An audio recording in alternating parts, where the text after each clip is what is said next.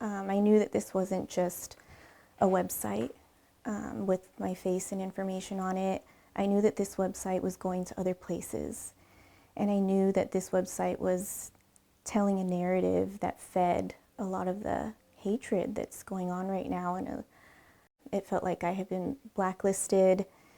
And it made me fearful for my future. It made me fearful for my livelihood.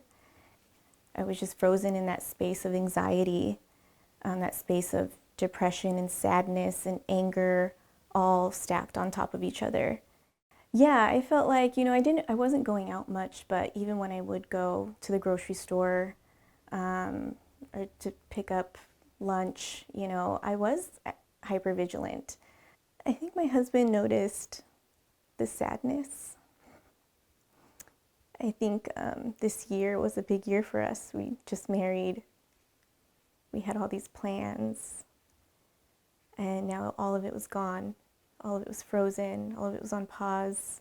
And seeing your face there, your photo, your federal portrait on a website that's demeaning you, and a picture that you're so proud of, and work that you've been so proud of, and them kind of distorting it and creating their own narrative was really heartbreaking and made me really scared. I've responded to over 20 emergency responses throughout my career.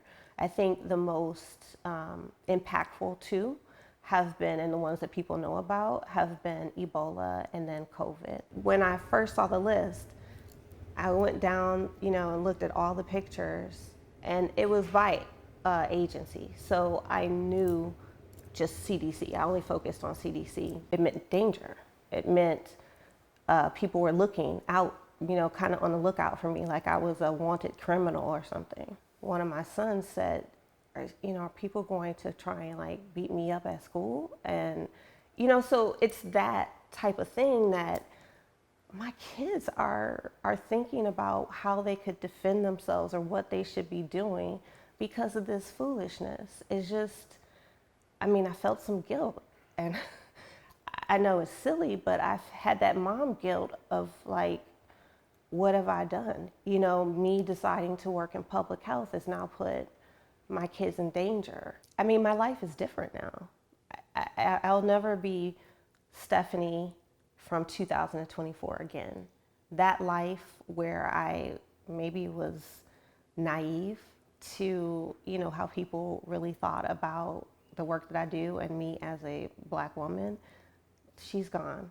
And I look at people with skepticism. I was the Hispanic portfolio manager. So my job was to look at the retention rates and recruitment rates of Hispanic researchers and across all of NIH, across the board. I absolutely loved my job. I received a text from a friend, a colleague at the NIH, and she just kind of gave me the heads up that there were several people on our team that were part of the list and that I should check it out. I was infuriated that someone would take the time to kind of malign our work, to put our faces out there, especially for something that we were just doing our job.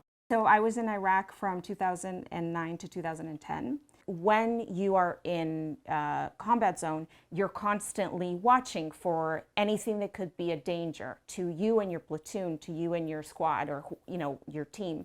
Telling an audience that these people are targets is essentially telling them that they should focus their attention on these individuals. I think that it's irresponsible, and I also think it's dangerous.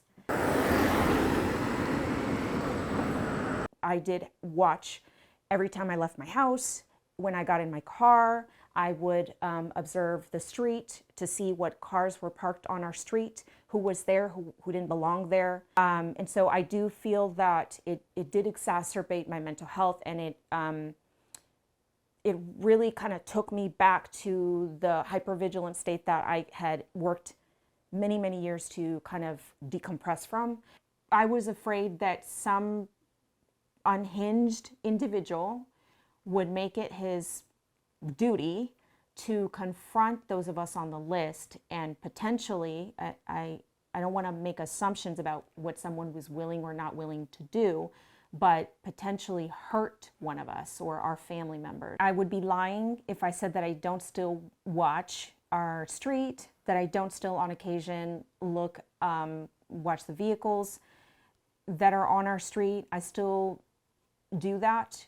I think that it's just become part of our reality now. This is just what life is right now. I think that this was a rude wake-up call, a wake-up call for me, in recognizing that we're not as far as as a society and as people, we're not as far as I thought we were. We have a long way to go as a country.